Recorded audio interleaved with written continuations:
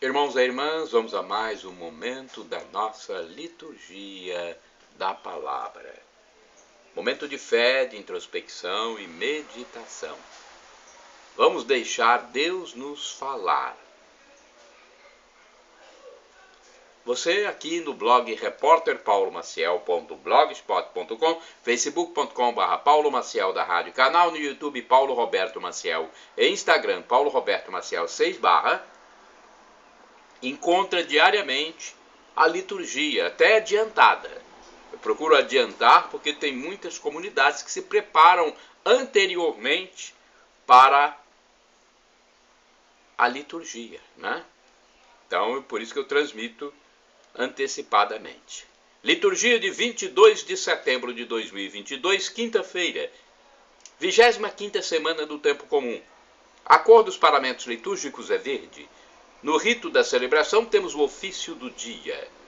Antífona da entrada. Eu sou a salvação do povo, diz o Senhor. Se chamar por mim em qualquer provação, eu o ouvirei, serei seu Deus para sempre. Oração do dia. Rezemos. Ó Pai, que resumistes toda a lei no amor de Deus e ao próximo, fazei que, observando o vosso mandamento, consigamos chegar um dia à vida eterna, por nosso Senhor Jesus Cristo, vosso Filho, na unidade do Espírito Santo. Primeira leitura, leitura do livro do Eclesiastes, capítulo 1, versículos do 2 ao 11. Vaidade das vaidades, diz Eclesiastes, vaidade das vaidades. Tudo é vaidade.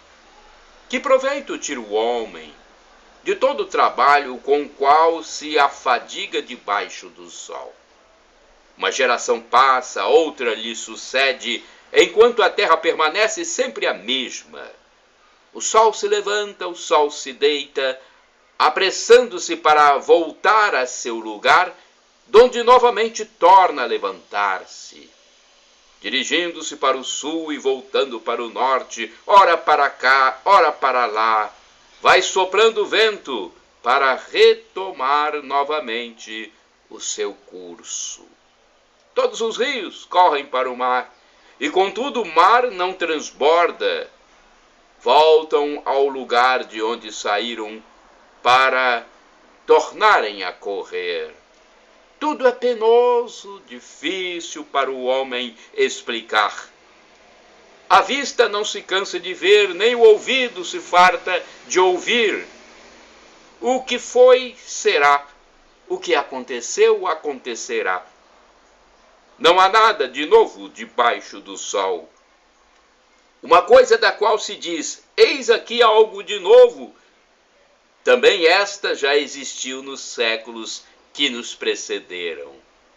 Não há memória do que aconteceu no passado, nem também haverá lembrança do que acontecer entre aqueles que viverão depois. Palavra do Senhor, graças a Deus. Salmo responsorial, Salmo 90, versículos do 3º ao 6º, 12 ao 14, 17, refrão, versículo 1. Ó Senhor, vós foste sempre um refúgio para nós. Repitamos. Ó Senhor, vós foste sempre um refúgio para nós. Vós fazeis voltar ao pó todo mortal, quando dizeis, voltai ao pó, filhos de Adão. Pois 1000 anos para vós são como ontem, qual vigília de uma noite que passou. Ó Senhor, vós foste sempre um refúgio para nós. Vós fazeis voltar ao pó todo mortal, quando dizeis, voltai ao pó, filhos de Adão. Pois 1000 anos para vós são como ontem, qual vigília de uma noite que passou. Ó Senhor, vós foste sempre um refúgio para nós. Eles passam como o sono da manhã, são iguais à erva verde pelos campos. De manhã ela floresce vicejante, mas à tarde é cortada e logo seca. Ó Senhor, vós foste sempre um refúgio para nós. Ensinai-nos a contar os nossos dias e dai ao nosso coração sabedoria, Senhor. voltai-vos. Até quando tardareis? Tende piedade e compaixão de vossos servos. Ó Senhor, vós foste sempre um refúgio para nós. Saciai-nos de manhã com nosso amor. Saciai-nos de manhã com vosso amor, e exultaremos de alegria todo dia. Que a bondade do Senhor e nosso Deus repouse sobre nós e nos conduza. Tornai fecundo, ó Senhor, nosso trabalho.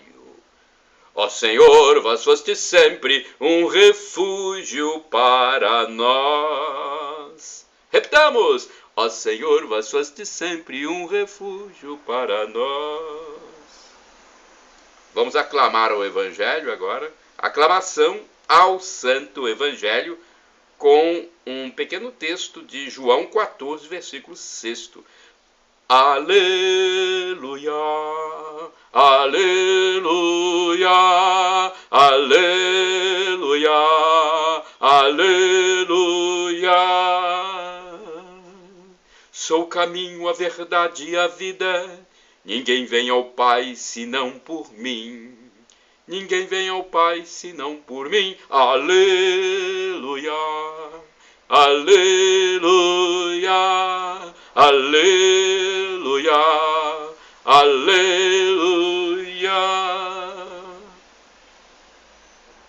Evangelho de Jesus Cristo segundo São Lucas, capítulo 9, versículos do 7º ao 9. O Senhor esteja convosco, Ele está no meio de nós. Proclamação do Evangelho de Jesus Cristo, segundo São Lucas. Glória a vós, Senhor. Pelo sinal da Santa Cruz, livra-nos Deus, nosso Senhor, dos nossos inimigos. Naquele tempo, o tetrarca Herodes ouviu falar de tudo que estava acontecendo e ficou perplexo, porque alguns diziam que João Batista tinha ressuscitado dos mortos. Outros diziam que Elias tinha aparecido. Outros ainda que um dos antigos profetas tinha ressuscitado. Então Herodes disse: eu mandei degolar João. Quem é esse homem sobre quem ouço falar essas coisas? E procurava ver Jesus. Palavra da salvação.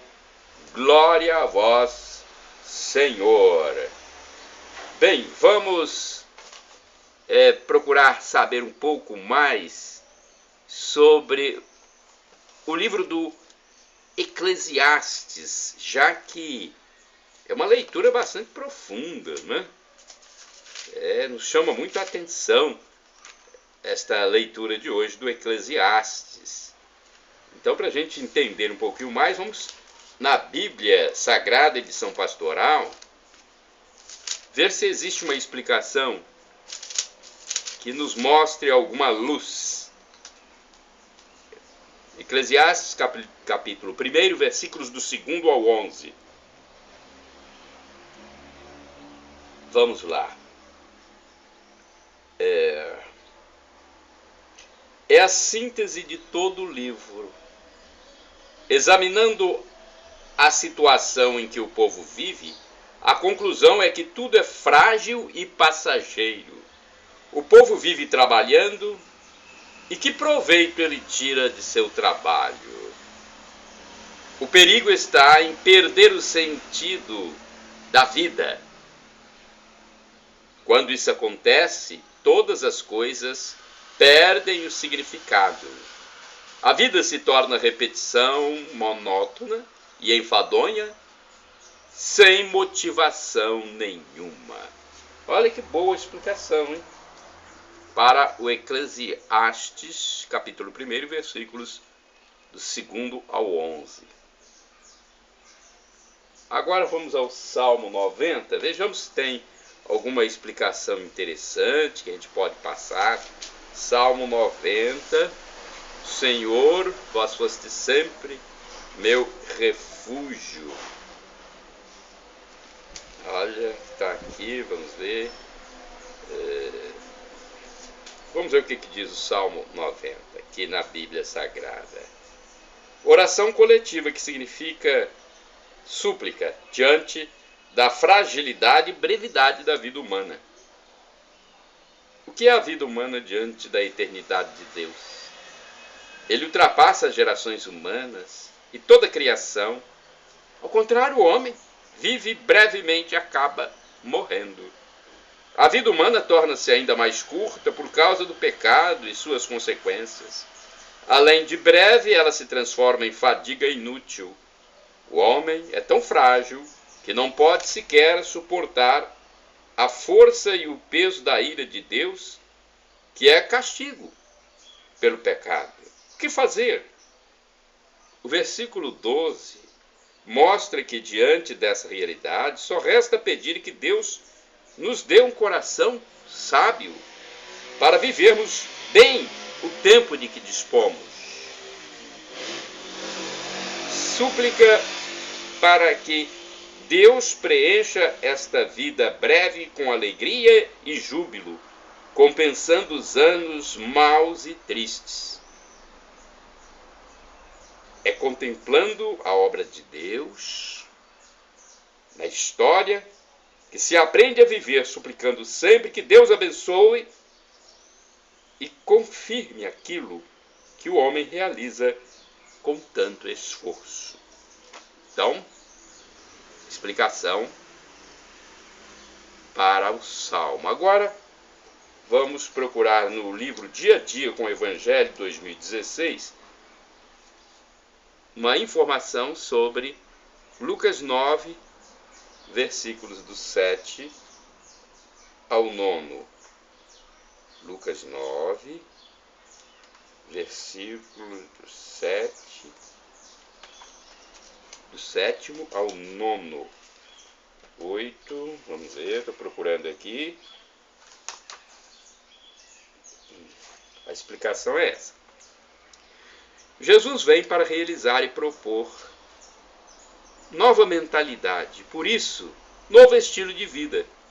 Por suas atitudes coerentes e por seu poder de expulsar as forças do mal e curar doenças, em pouco tempo Jesus já havia cativado e arrastado atrás de si numerosas multidões. Embora ele insistisse para que não publicassem seus feitos, sua fama logo se espalhou por toda parte e chegou aos ouvidos do rei Herodes, homem forte do governo. Fosse o profeta Elias que voltava ou João Batista, ressuscitado dos mortos, ambas as lembranças eram um tormento para a cabeça do cruel Herodes. Ele fica confuso. Queria ver Jesus, talvez para livrar-se do pesadelo de sua vida desregrada.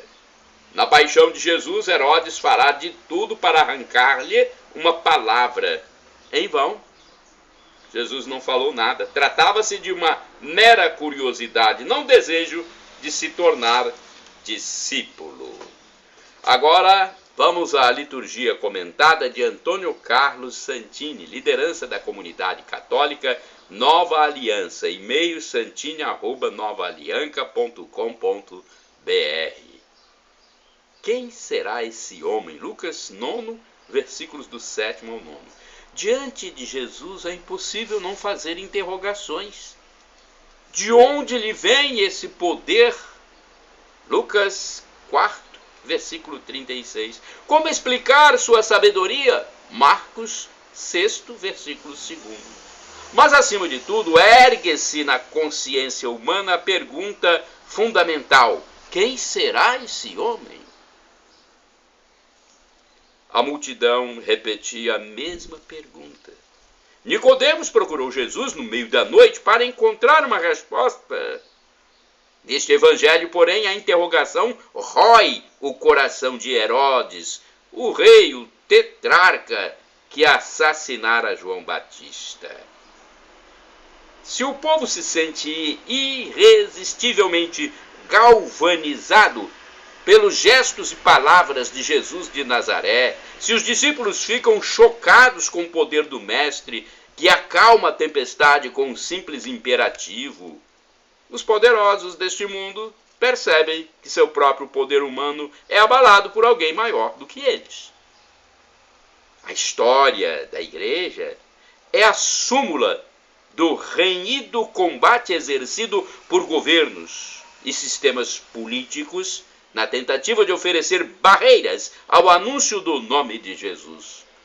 Faz parte desta lista o imperador Diocleciano, que viveu no ano 303 d.C., responsável pela morte de 3.000 cristãos, o shogun Toyotomi Hideyoshi, viveu no ano 1597 d.C., que mandou matar os 26 mártires de Nagasaki, e o regime do Terceiro Reich, chefiado por Adolf Hitler, entre 1933 e 1945, que eliminou milhares de católicos e protestantes que contestaram a ideologia nazista.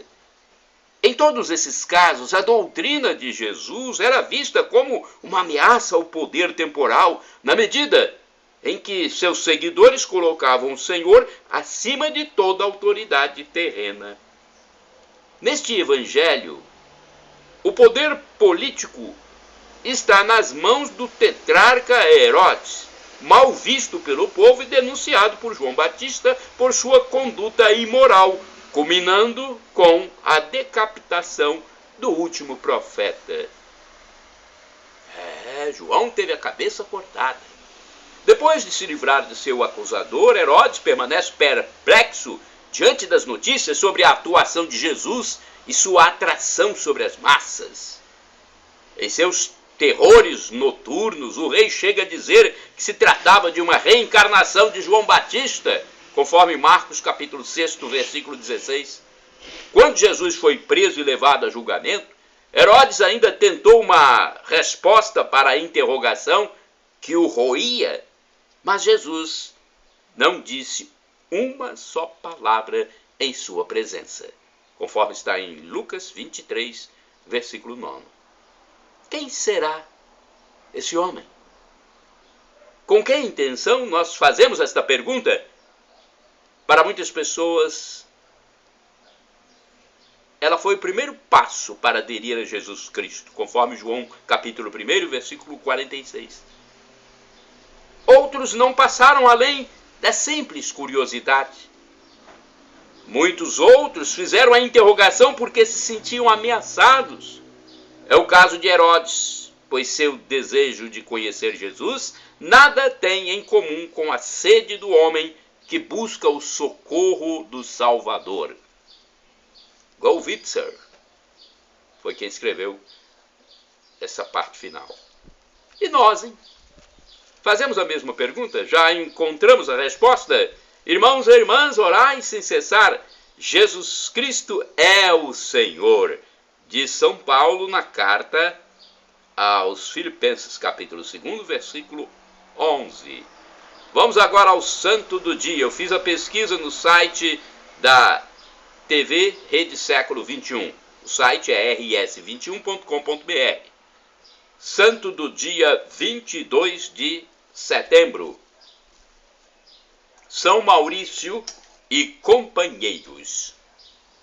Diocleciano, assim que foi aclamado imperador no ano 284, imediatamente nomeou Maximiano Hercúleo governador do Ocidente, com a incumbência de entrar em combate contra os gálios, agora chamados franceses, os quais já haviam dado início à luta armada para vingarem-se da morte de Carino, filho do, até então, imperador que fora assassinado pelo sanguinário Diocleciano por ocasião de sua tomada do poder.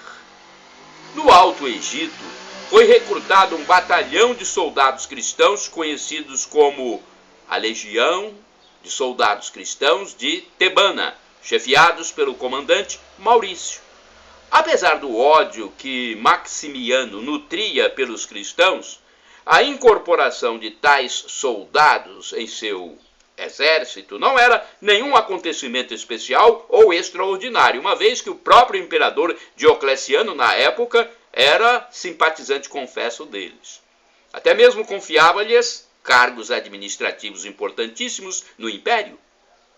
Nesse período, ele ainda não via ou citava os cristãos como uma ameaça ao Império Romano. Depois de muitas batalhas, durante um período de descanso de 3 dias em Octodorum, por ordem do imperador, haveria 3 dias de comemorações e grandes festas religiosas, nas quais os deuses pagãos seriam homenageados pela vitória conseguida sobre o inimigo.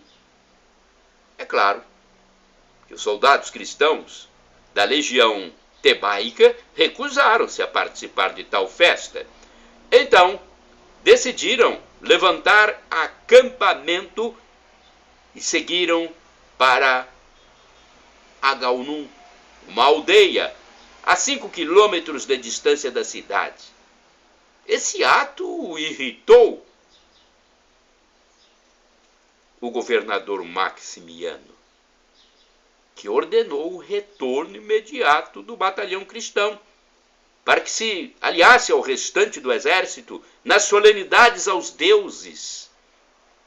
Comandados por Maurício, e com o apoio principalmente de Exupério Cândido, Vítor, Inocêncio e Vital, todos os soldados da tropa de Tebaida recusaram-se novamente a participar dos festejos.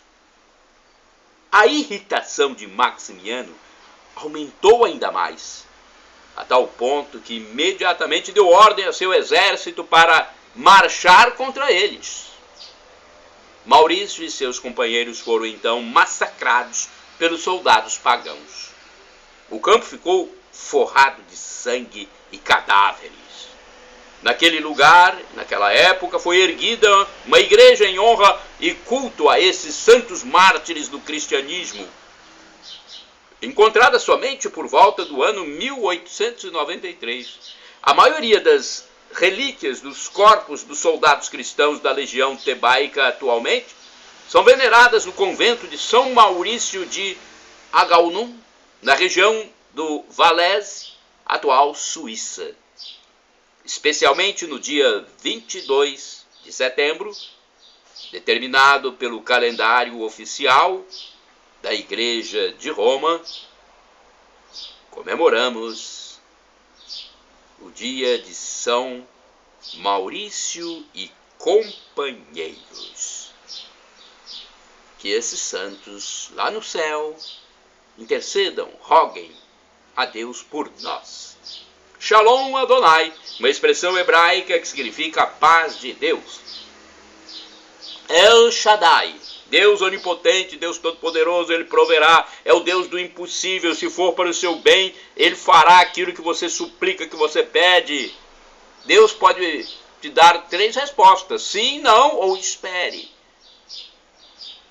Agora vamos clamar do aramaico para o português, Maranatá, como dizemos nós católicos, com a tônica na última sílaba, ou Maranata, com a tônica na penúltima sílaba, como dizem nossos irmãos separados, os evangélicos ou protestantes.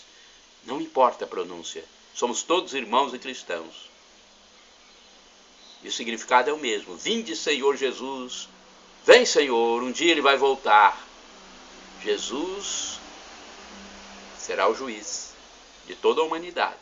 Juízo final, Jesus voltará com seus anjos, numa dimensão mística e extraordinária, sobrenatural, transcendental, é inefável. Não sabemos como será, quem somos nós. Somos simples criaturas que usamos, sei lá, nem 10% de nossa mente. Não imaginamos como será, mas sabemos, porque nos foi revelado que no juízo final, Jesus fará o julgamento e muitos irão para o céu, para o novo Éden, o novo paraíso. Terão uma visão beatífica de Deus, viverão para sempre na felicidade em plenitude. É o gozo eterno. Agora, muitos também irão para a danação eterna, o inferno. Viverão para sempre longe de Deus. Quem for para o inferno irá por si próprio, porque recusou a graça de Deus. Vamos, então, nos reconciliar com Deus? Perdão, Senhor, pelos meus pecados, presentes, passados, futuros. Perdão, Senhor, pelos meus pecados, do pensamento, palavras, atos, omissões. E me dê a vida eterna, Jesus. Eu quero a vida eterna, meu Senhor Jesus. Shalom, a paz.